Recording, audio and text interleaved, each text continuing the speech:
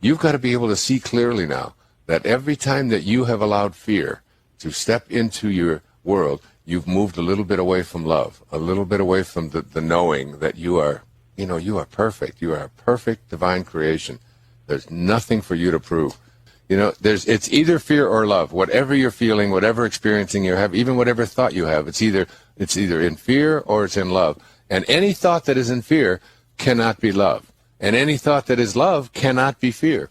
And if you look at just the words of Jesus and all of the great spiritual teachers, that basically saying that what is God? God is love, and he that dwelleth in love dwelleth in me. So when you are in, having a loving place within you, you're with God. You're aligned with your source of being, whatever you want to call that. The Tao, divine mind, spirit. It doesn't make any difference.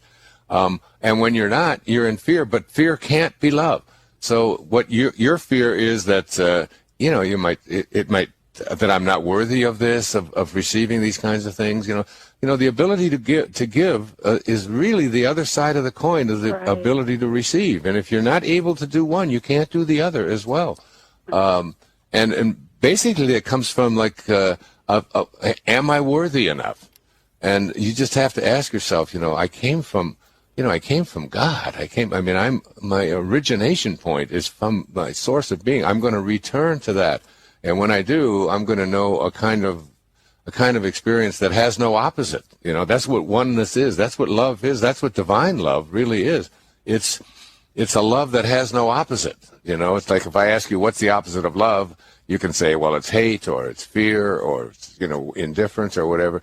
Imagine being able to be in a state of being in which where you fuse the dichotomies, where you've transcended the opposites, where there is joy and there's no opposite of joy, which is sadness. There's love and there's no opposite of that, which is fear or hatred and so on. And if you can get to that, the closer and closer you get to that, it's what you're doing is you're saying, I choose not to be in that place of fear. Fear of being disapproved, fear that I won't be able to make it, fear that other people won't like it, fear that that I might fail at something. If you could just let go of all of that, and when people are offering you something, you got to look at those people and see them as God. Yeah. And it's like, and what is God doing all day long, whatever God means to you? Well, I'm just looking out at this beautiful day here, and I'm looking at the sky, and I'm looking at the air that I'm getting to breathe, and I'm looking at the rain that fell last night to keep the grass green, and I'm looking at the ocean, and and it's like, it's just endlessly abundant. And it's like, and it's a gift. It's always giving. It's always like, here I am. This is what love is. Love is just about giving, and if you can get yourself to that place where you're saying thank you instead of I don't deserve it, or and that's stuff that got programmed into your subconscious mind from the time that you were a little kid and you went off to school and you were told if you don't get to good grades and if you don't behave and if you don't dress the right way and if you don't speak the right way,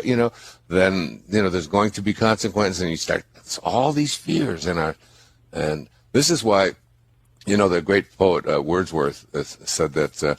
Talking about, he said, heaven lies about us in our infancy. A birth is but a sleep and a forgetting. A sleep and a forgetting. Heaven lies about us in our infancy. Why does heaven lie about us in our infancy? Because that's when we're connected to God. And it's like infants, every infant in the world, whether it's a Taliban infant or whether it's an infant from San Diego or anywhere, it's like they just come from a place of divine love. And then we get taught all of this other stuff. You have to perform. You have to do things in a certain way. You have to be better than other people. You have to compare yourself to others instead of just being in that place of just divine oneness where everything is just fulfilled. And it's like when you really feel fulfilled and you really feel blessed, which I feel every single day of my life, the enormous number of blessings that I have, and I'm so blessed to have so many people who love me, including my own family, but to have, wherever I go in the world, I walk into the room and people stand up and just, they're basically saying how much they love me. Mm. That is such a powerful feeling to know that's for all of us. Once you get to that, Tamara, once you get to that place, I'm telling you, everything will flow to you. Close the door to the outer world for just a moment. In silence, we awaken. In stillness, we command. You were never meant to beg life for crumbs. You were meant to declare and see the world bow to your declaration. Never complain. When you complain, you agree with limitation. You tell the universe, I accept this. But the truth is, your acceptance is the only thing keeping it alive. Complaining feeds the illusion. It strengthens the shadows. The moment you stop speaking of what you hate, you starve it of life. Never explain. You owe no one an explanation for your dreams, your silence, or your certainty. To explain is to defend, and to defend is to doubt. Let your life speak for itself. Let your transformation become the answer to every question. When you know what you are doing inwardly, explanation becomes unnecessary. The one who manifests miracles is not loud. They are not desperate. They are calm, certain quietly. Sure, they move through the world knowing that what they have imagined must appear. The world bends to the unseen self. This is law. You are not here to fight reality. You are here to replace it. And how do you do that? By refusing to entertain what no longer serves you, by never speaking of it again, by not giving it one more second of your precious energy. The moment you decide to no longer complain or explain, you have stepped into power. The miracle is not coming from out there. It's not delayed. It's not complicated. It is already prepared. It only waits for your assumption. Assume the feeling of the wish fulfilled. Assume it so deeply, so faithfully, that the world has no choice but to reflect it. Be still now. Let no outer voice disturb you. Let no need for validation creep in. Let no hunger for sympathy draw you back into the world of excuses. You are done explaining. You are done complaining. You are ready to command silence your doubts. Dwell in your desire, live from the end, and miracles will not be rare, they will be routine. Never complain. Never explain. Manifest silence is not the absence of sound. It is the presence of power. It is the quiet confidence of the one who knows who they are, and what they possess within the person who remains silent in a noisy world is not weak, but supremely strong. They have withdrawn their energy from the outer chaos and anchored it in the inner kingdom. They understand something sacred, that words are seeds, and not every field is worthy of planting. To complain is to speak from a state of powerlessness. It is the act of reinforcing that which you no longer wish to experience. Every complaint is a repetition of lack, a declaration that the outer world is your master. But the awakened mind knows that reality is not to be obeyed. It is to be shaped. Complaining feeds the problem. Silence stops it. And so the confident mind chooses stillness. Not out of indifference, but out of intention. Likewise, to explain yourself constantly is to reveal uncertainty. You explain when you believe you must earn understanding. When you seek approval, when you are not yet convinced that your own inner knowing is enough. But the one who walks in alignment with their vision knows that explanations are unnecessary. They do not defend their desires. They do not justify their path. They simply walk it and let the results speak. The more certain you are within, the less you need to be validated without. Silence then becomes your most potent statement. It is the invisible signal that you have turned within, that you are now communing with the infinite, not pleading with the finite. When you say nothing but believe everything, you become magnetic. Others feel the shift in your energy. They may not understand it, but they respond to it. The world begins to conform, not because you shouted, not because you begged, but because you dared to trust in the unseen. Your imagination is your sacred temple. What you build there, in stillness and in faith, becomes flesh. And so, the confident mind doesn't speak of what it doesn't want. It speaks only of what is already done in consciousness, or it remains utterly still, allowing the inner picture to grow in silence. For just as seeds do not sprout when constantly disturbed, manifestations do not flourish when constantly doubted. To master your reality, master your silence, not as repression, but as reverence, not as avoidance, but as divine strategy. Speak only when your words add power to the vision. Otherwise, let your silence become your shield. Let it be your stance. Let it announce to the universe, I know who I am, I know what I have assumed, I know it is done, and in that quiet, knowing, the miracle appears not as a surprise, but as the most natural outcome of a mind that never complained, never explained, and never doubted its own creative authority. You are always manifesting whether you realize it or not. Every moment of your life is a reflection of your inner state. Yet your thoughts are not idle. Your emotions are not meaningless. What you consistently accept as true within yourself, whether through worry or wonder, complaint or creation, becomes the blueprint for your reality. This is the unchanging law. Many believe manifestation is something that begins when you sit in meditation. Write down affirmations or visualize a goal, but that is only part of the picture. Manifestation is not a switch you turn on and off. It is constant. Every belief you carry, every story you repeat to yourself, every assumption you refuse to challenge is actively shaping the world around you. The question is not whether, the question is what are you manifesting when you complain? You affirm that the problem is real, powerful, and persistent. You attach yourself to the very condition you wish to change. You feed the energy of lack and limitation. And because your subconscious mind accepts repetition as truths, it takes those complaints as instructions, it says. So this is what we believe now and proceeds to build your world accordingly. Complaint is not harmless. It is creation in disguise, and it creates precisely what you do not want.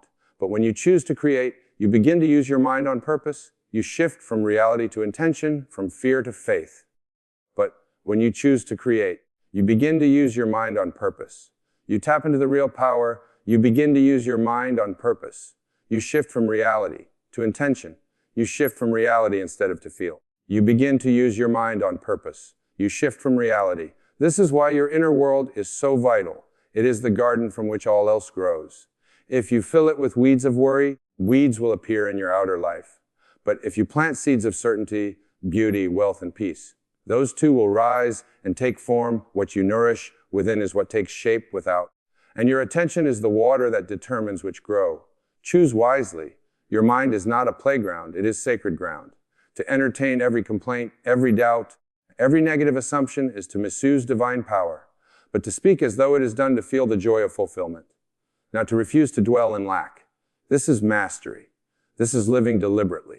You manifest not by force, but by faith, not by effort, but by assumption. And the universe is not judging what you want. It is simply mirroring what you persistently believe. So watch your inner conversations. Notice the stories you tell. Are they leading you toward what you desire or anchoring you in what you fear? Every thought is a seed. Every feeling is a command. Every assumption is a silent prayer. You are always manifesting. And the life you live today began in the thoughts you entertained yesterday. Choose now with purpose, and tomorrow will reflect the wisdom of that choice. The explanation is for the unbelieving. It is the language of doubt, the gesture of someone trying to be convinced by others because they have not yet convinced themselves. But once you truly believe, once you have seen the desire in your mind's eye and accepted it as real, there is no urge to explain. There is only quiet certainty, calm knowing, and the unwavering expectation that it must unfold. When you live from imagination, you are walking a path that most cannot see. Your vision is invisible to others, and because they cannot see what you see, they may question, challenge, or misunderstand you. But you do not owe anyone the burden of explanation. You are not required to justify your dreams to those who are bound by appearances. The creative act is sacred, private, and personal. It takes place within you. It is validated not by argument, but by manifestation. You must understand this. The only evidence you ever need is the result. Once the desire appears in your outer world, number one will question how it came. They will see it and it will speak for itself. But until then, you are planting invisible seeds, and if you speak too soon, explaining, defending, reasoning, you're often digging up what has not yet had time to bloom. To explain is often to weaken. It is to step down from the throne of inner authority and seek permission from the crowd, but those who manifest consistently do not seek approval. They are not moved by opinion. They are not shaken by disbelief. They live from the end, and in doing so, they walk in peace. You must remember your imagination is divine. It is the place where all things begin. If you have seen it clearly in your inner world, you do not need to explain it in the outer world. The moment you feel the need to justify your desire, you have already moved away from it. The moment you seek validation, you have placed your power in the hands of another. So be still. Assume the feeling, occupy the state, walk as though it is already done. When you do this, you will discover something profound. The need for explanation disappears. You no longer care whether others understand or approve. You know the law. You know the process, and you know that what you have imagined must become your experience. Let your life be the proof. Let your peace be the message. Let your results speak so loudly that explanations are no longer necessary. This is the mark of one who walks by inner vision, not outer sight. When you truly believe, you don't need to talk about it, you embody it. You don't argue for it. You live from it, and in time the world will see what you saw in silence. Then and only then will they understand. Until that day, remain unmoved. You owe them nothing but the radiance of your certainty. The more you speak of lack, the more you experience it. Words are not just sounds, they are declarations of belief, expressions of consciousness. When you speak of not having, of what's missing, of what's wrong, you are not merely describing your world, you are shaping it. You are impressing upon your subconscious a state of limitation, and because your inner world is the source of all outer expression, lack must then multiply in your life. Every complaint is a rehearsal of powerlessness. It is a performance of defeat, a confession that you believe something outside of you holds the power. When you complain, you are saying this condition is greater than I am. I am subject to it. I am helpless before it. And though you may not mean it consciously, your subconscious mind hears the message clearly and obeys you. See, the subconscious does not reason. It does not argue. It simply accepts repeated feeling tone thoughts as truth. It mirrors back to you without bias what you dwell upon consistently. So when you're in a conversation, is one of worry, frustration, or lack, your life begins to reflect more of that tone. It is not punishment, it is law, but the wise do not waste words. They do not speak of what they do not want. They understand the creative power of the tongue, and so they choose silence when they are tempted to vent, complain, or explain failure. They know that silence in the face of adversity is not denial. It is discipline. It is the refusal to energize a reality that is passing away. Speak only of what you desire. Declare the end from the beginning. Describe your life not as it is, but as it will be, once your desire is fulfilled. Not to convince others, but to align yourself. You are not affirming to beg the universe. You are affirming to remind yourself of the truth that all things are possible and all things are done to you as you believe. And if you cannot speak of your desire with confidence, then speak not at all. Remain still, go within, feel the wish fulfilled in the sanctuary of your mind. Let the silence carry the vibration of certainty. Let your quiet be your strength. In stillness, you are closest to the source, and from that stillness, creation flows without resistance. There is power and restraint power in choosing your words with care. Power in knowing when to be silent. For the one who no longer needs to voice their struggle has already left that struggle behind in consciousness. They have moved to the new state, and the old one is already fading. Do not speak of lack. Do not rehearse suffering. Do not describe what you no longer wish to live. Speak of your desire as real, or speak not at all. Your words are either watering the seed of your dream or feeding the weeds of your doubt. Choose them with reverence. Let your speech be sacred. Let your silence be strategic, and let your life be the proof. Miracles are normal when you assume your desire. What the world often calls extraordinary supernatural, or impossible is, in truth, the natural result of an inner certainty. There is no magic involved, no special favor granted from above. There is only a quiet, unwavering assumption that what you desire is already yours in the world, then reshapes itself to reflect that conviction. Assumption is not a weak hope or a casual wish. It is a state of being. It is living from the end. When you assume your desire, you move beyond the question of if or how. You rest in the knowing that it is already done. You walk differently, you speak differently, your inner dialogue shifts, and this change in your inner world is what alters the outer. To the one who doubts, the fulfillment of desire seems like a miracle, they say. How did this happen? How is it possible? No.